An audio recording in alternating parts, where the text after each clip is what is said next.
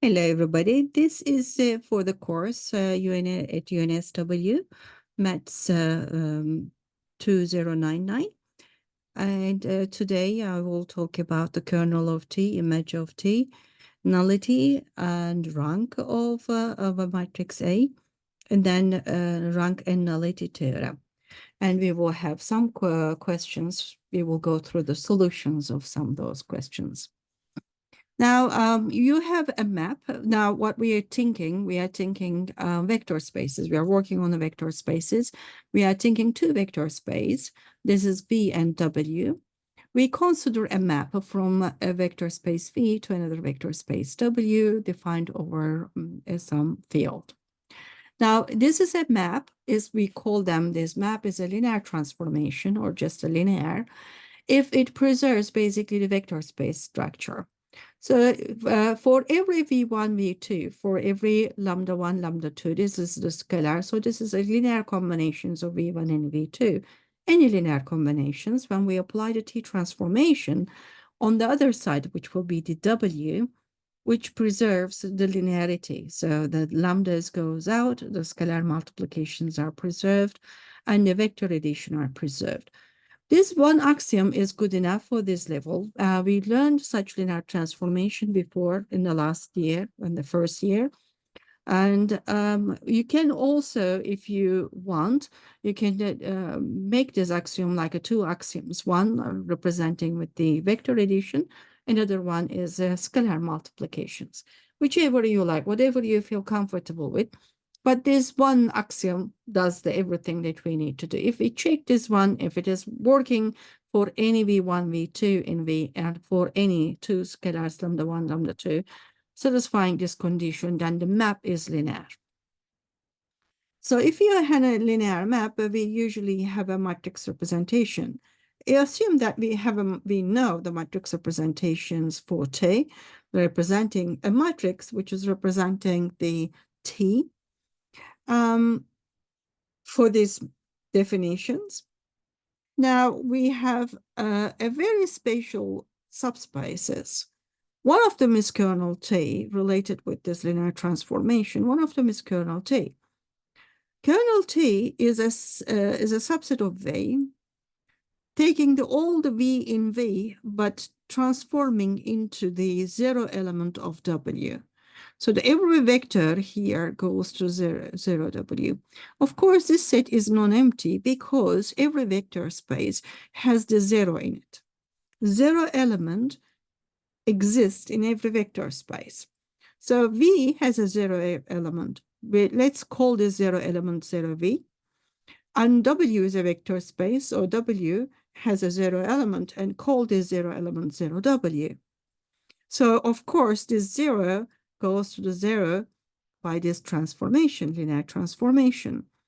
And every vector in V taken by T to the 0 W, we call this a space, we call this set is kernel of T.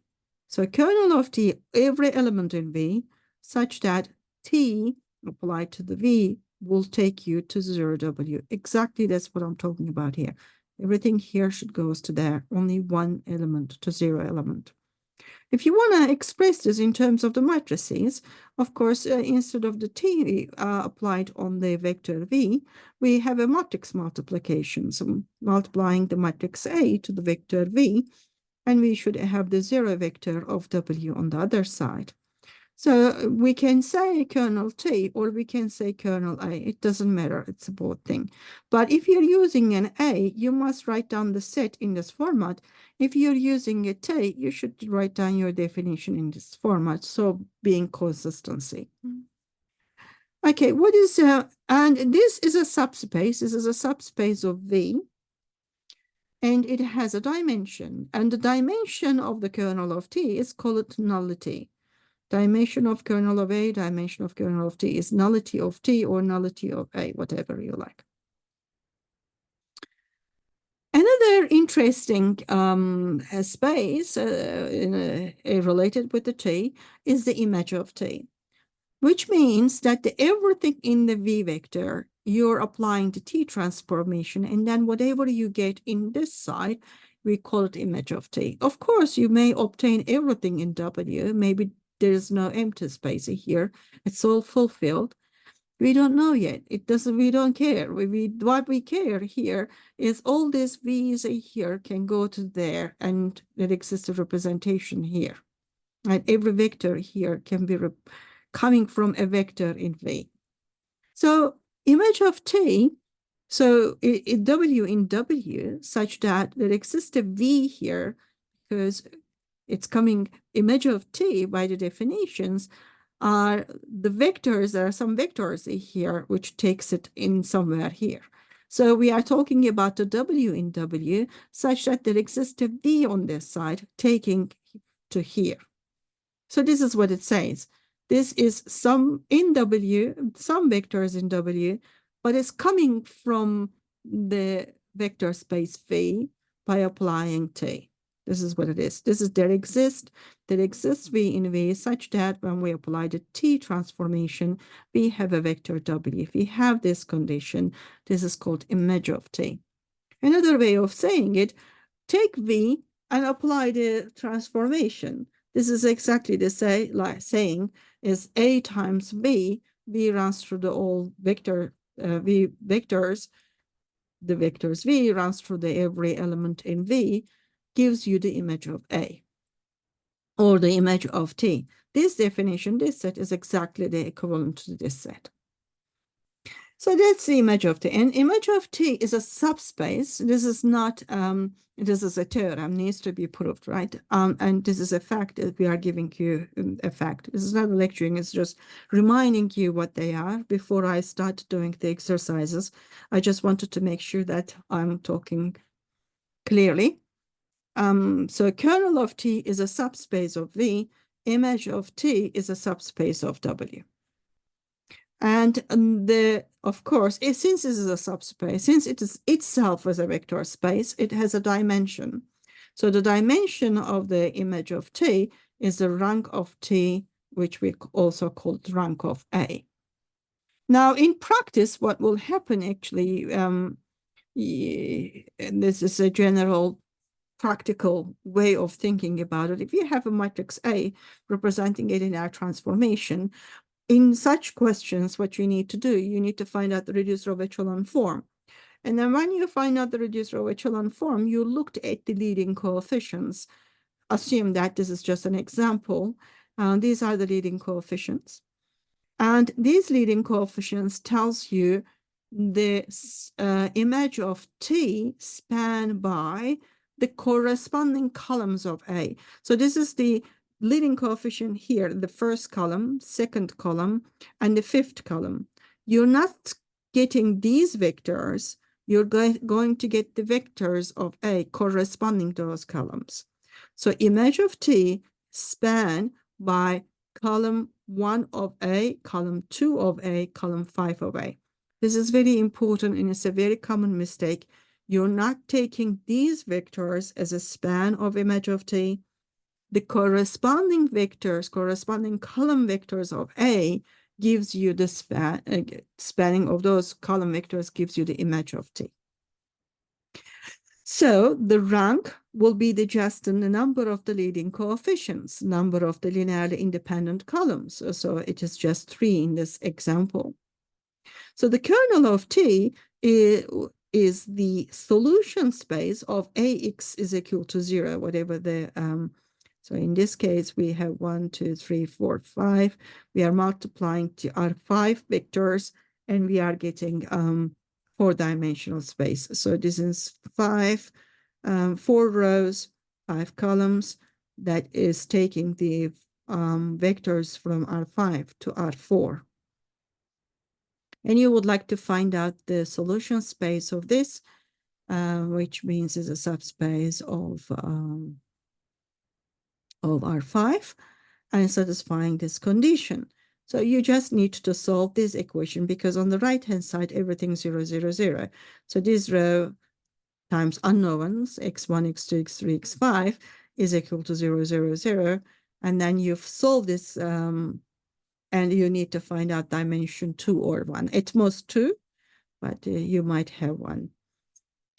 And that is the kernel of T. That is the solution space of it. So in general, what we do, we take the A, binary reduced row echelon form, look at the leading coefficients that will give us the what is the image of T, and we will solve this equation, homogeneous equation system X is equal to 0, that give us the kernel of T. That's the general picture. Let's do the exercise.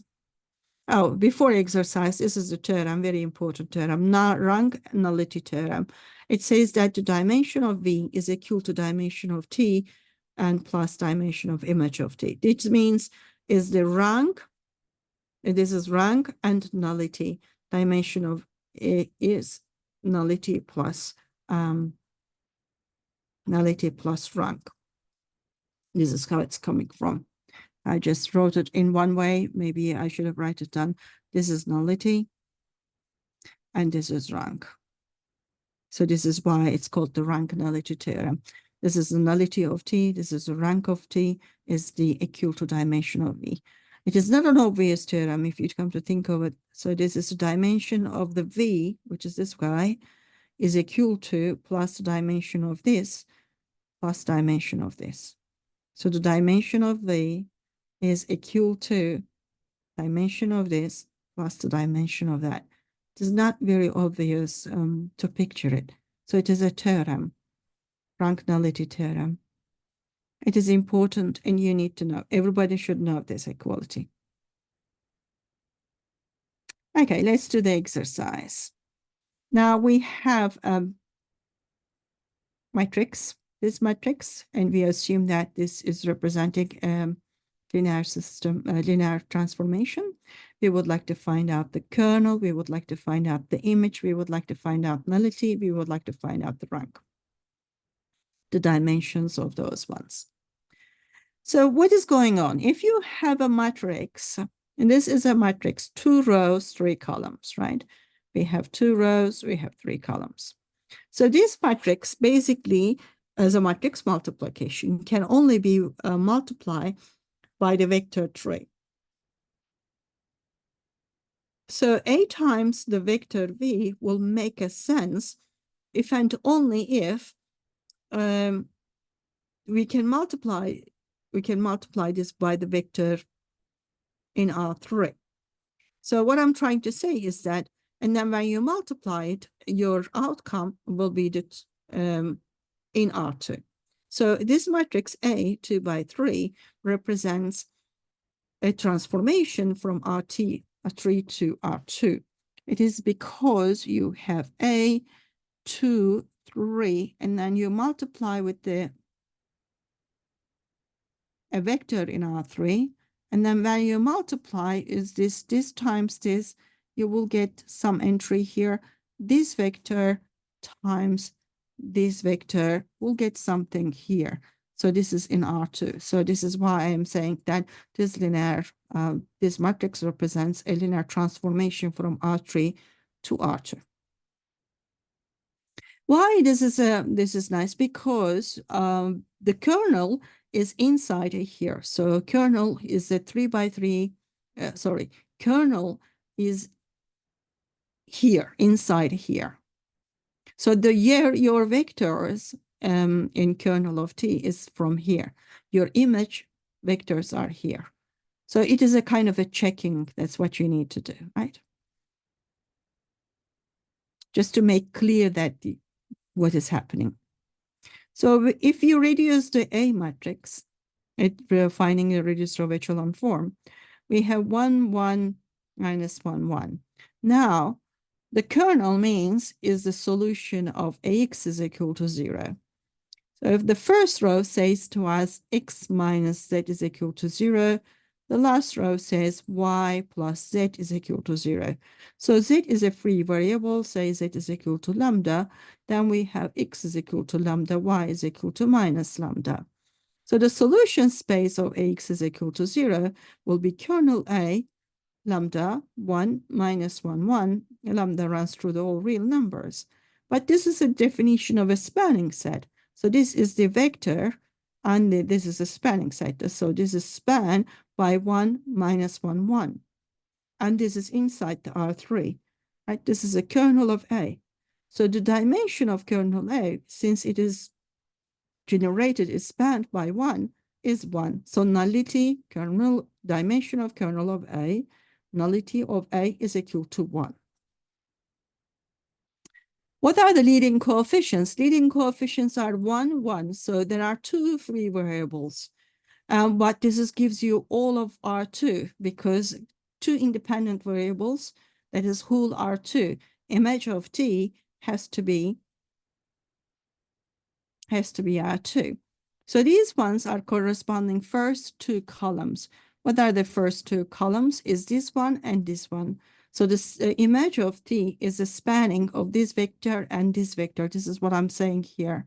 The image of T is this vector and this vector. And the rank of A, which is equal to dimension of T, is 2. And that's basically really the whole R2. If you want to think about it, it reaches to everything. What does the rank-nullity theorem says? A dimension of R3 is equal to nullity plus the rank. And nullity, of course, I've missed it here, the matrix A. So dimension of R3 is 3. Nullity, we found 1. Rank, we found 2. That really satisfies the rank-nullity theorem. That is simple, straightforward. Let's have a look at another example. Here we have a linear map, and from the polynomials of degree less than or equal to 4 to R2. And it is defined by each polynomial is going to be the vector in R2 by saying P0 and P prime 0. This is derivative of the polynomial P, and we substitute 0. We would like to find out kernel of C, image of C, nullity of C, rank of C, and we would like to justify rank or nullity theorem for this question. Let's try to understand what is this map is all about for us. Now, any element here can be written as a polynomial, right? A0, A1t plus la la la plus 8, 4 t to the 4. Any polynomial of degree less than or equal to 4 will be in this format. That's P4. And what is the CP makes it? If we have this one, and if we put t is equal to 0, everything will be 0. So this will be just A0. So P0 is A0. If you take the derivative of this polynomial and put 0, the derivation will be A1, sorry. A0 will be, since it is constant, derivation will be 0. Derivation of this will be A1 plus all the other terms with the t. If you put t is equal to 0, all the other terms 0, you will only left with A1. So with this polynomial, will go to, such a polynomial will go to a vector A0, A1. Okay, so what is the kernel of C as a definition? That means is the polynomials is the domain, vectors in domain, such that when we take the transformation, should go to the 0 entry, 0 element in the codomain, right? This is a codomain. Codomain is this one. So we want 0, 0. So R2 is here, and the 0 vector in R2 is just 0, 0. So these are the polynomials. When we take the transformation, we will get the 0 vector in the codomain. As I said, this is any polynomial. If we apply the transformation, it will be A0, A1, and this is will be the 0 vector in R2. There's a small. And I here, from 0 to 4, AIs are the real numbers. Now, this means that A0 is equal to 0, A1 is equal to 0. That means this is 0, this is 0, this is A2, A3, A4. These are all polynomials of this kind, because this one says A0 is 0, A1 is 0. If that is the case, then we have the polynomials of this kind. And that is basically spanned by t squared, t cubed, and t to the 4. It's pretty simple. All I've done here is just understand how this transformation working for my sets, for my vector spaces, and use the definition. That's all I've done. And this is obvious because we know that the standard basis of P4 is 1 t squared t cubed t4. And everything here is a basically linear combination of t squared t cubed t to the 4. It is obvious from here to here that is a span of t squared t cubed t to the 4. This means that the kernel of the dimension of the kernel of C, which is nullity of C, is 3 because I have 1, 2, 3 elements there, right? And what about the image of C? Image of C, every vector on the other side, on the codomain,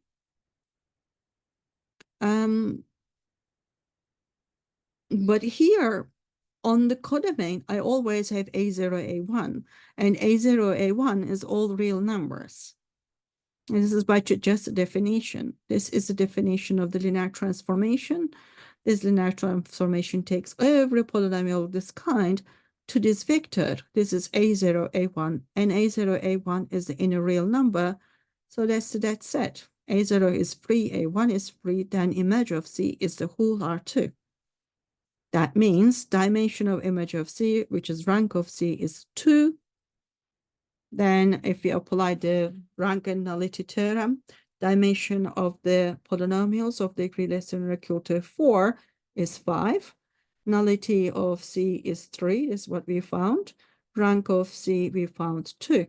So that really satisfies.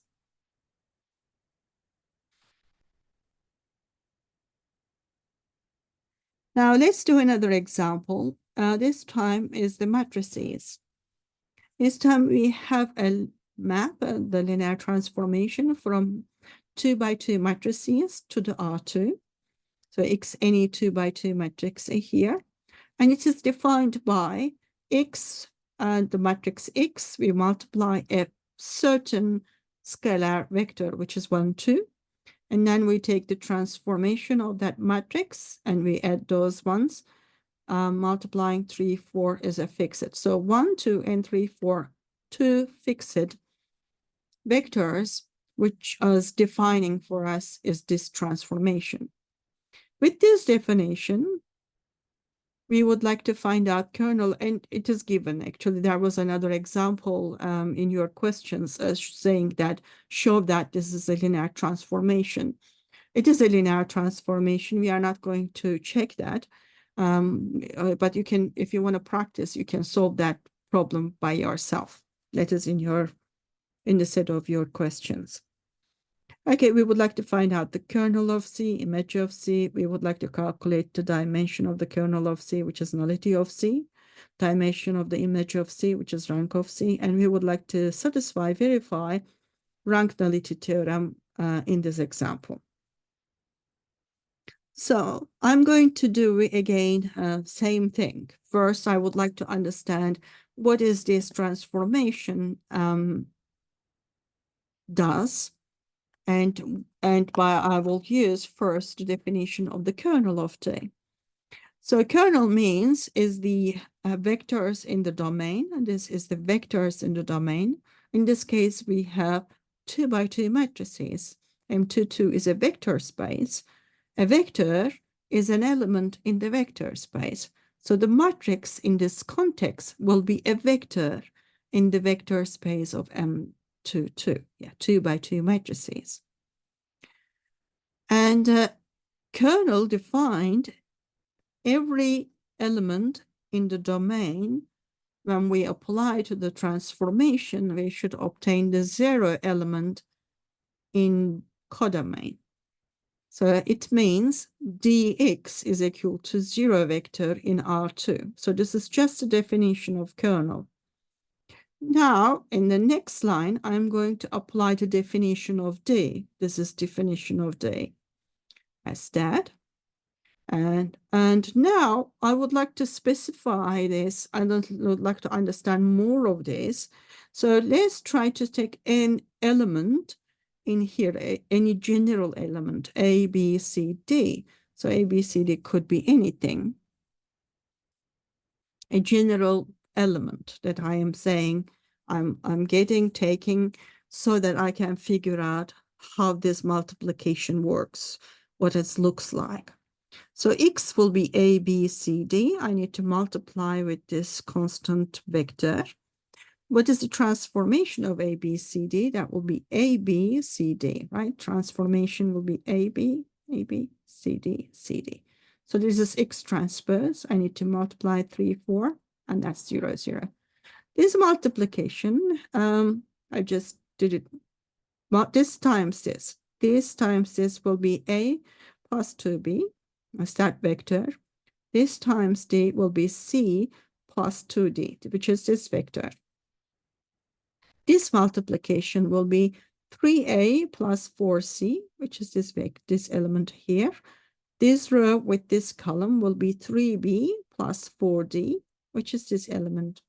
So if we add these two, we will obtain these equations. 3A plus A will be 4A, 2B, and 4C. So this is the first row is equal to 0. That's that one. And the second one, 3B plus C plus 6D. That's that one. That's that one. So we have so many 2's here, so you can just simplify by dividing 2. So that will be 2A, B, and 2C. And so we would like to basically, this is two equations we have. So these are the kernel of D matrices satisfying this condition.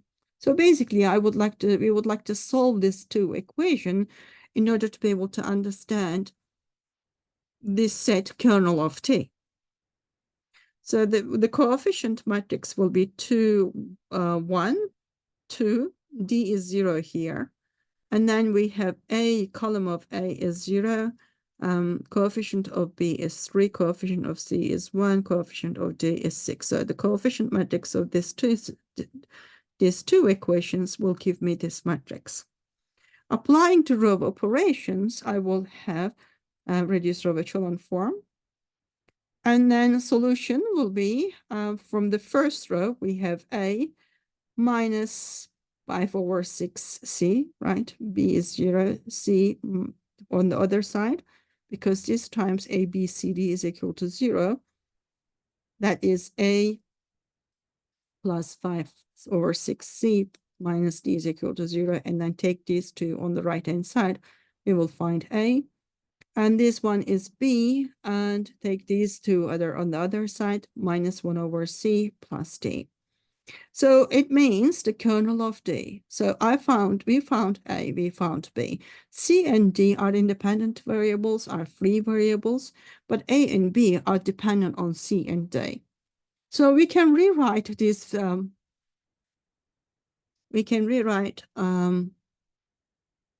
our matrices. So this is A, this is B. I can divide these ones, write it down as linear combinations of two vectors. In this case, the vectors are matrices. So this is C here and D here. And if you look at C times this, D times this will give you this entry. C times this, D times this will give you this entry. This is C here. And then there is a D here, which comes from there.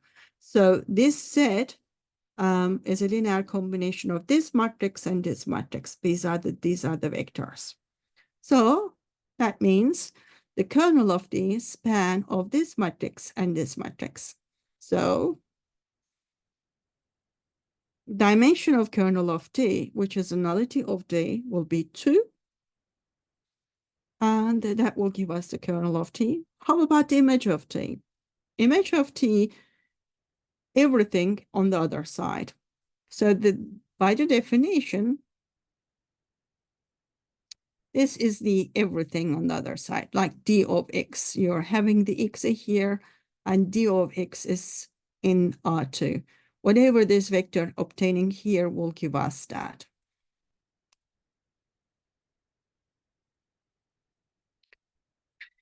So this is what I'm doing here. This is x 1/2 plus x to the transformation of x, 3 over 4. And as we realize, if we do this operation, we will have two.